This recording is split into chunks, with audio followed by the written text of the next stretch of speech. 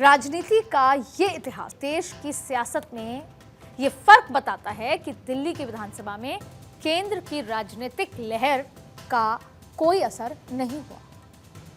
देश भर में जो असर हुआ वो दिल्ली पर नहीं हुआ। बीजेपी के पक्ष में कितना भी माहौल हो, केजरीवाल दिल्ली में दमदार ही नजर आए, लेकिन बीजेपी कभी भी हार नहीं मानती। खास तौर पे पिछले 10-11 साल का अगर रिकॉर्ड देखें तो वो चुनाव लड़ने के लिए ही जीतती है, युद्ध की तरह चुनाव लड़ती है और जीतने के लिए ही चुनाव में उतरती है।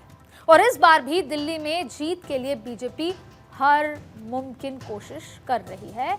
चौतरफा जिसे बोलते हैं मोर्चाबंदी की भी है, वोट बैंक की कहें, योजनाओं का जिक्र करें, चुनाव प्रचार का जिक्र करें, हर तरह की कोशिश। और बीजेपी के साथ हैं वो चुनावी हथियार जो दिल्ली चुनाव की को एक अलग तरीके से नई धार दे रहे हैं।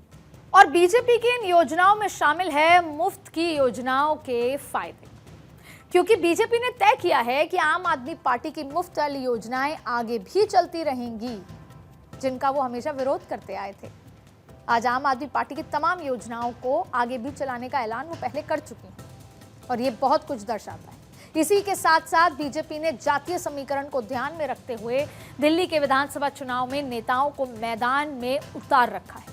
अभी से नहीं, पिछले 6, 7, 8 महीनों से महिलाओं को ध्यान में रखते हुए बीजेपी ने न सिर्फ उनको हर महीने 2500 रुपए देने का वादा किया, बल्कि सस्ते गैस सिलेंडर के साथ साल में 2 फ्री गैस सिलेंडर देने का भी वादा किया।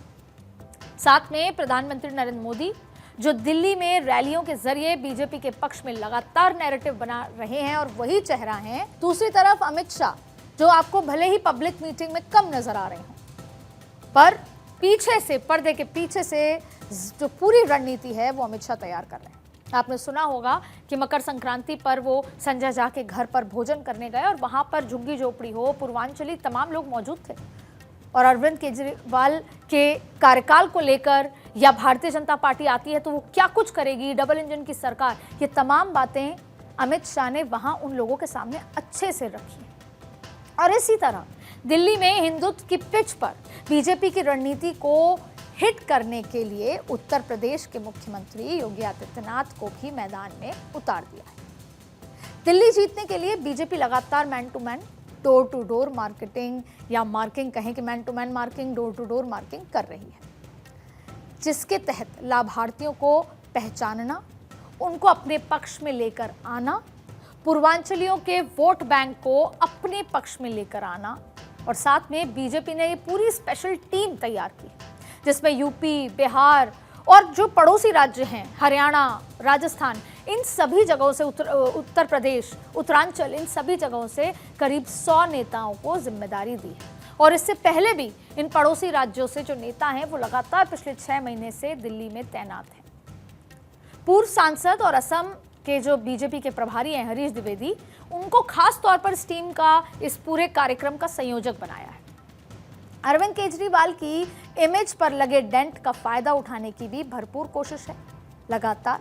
और यही वजह है कि बीजेपी की तरफ से दिल्ली के अंदर शीश महल जैसे मुद्दों पर जोर शोर के साथ इस मुद्दे को बार बार उठाया जाता है।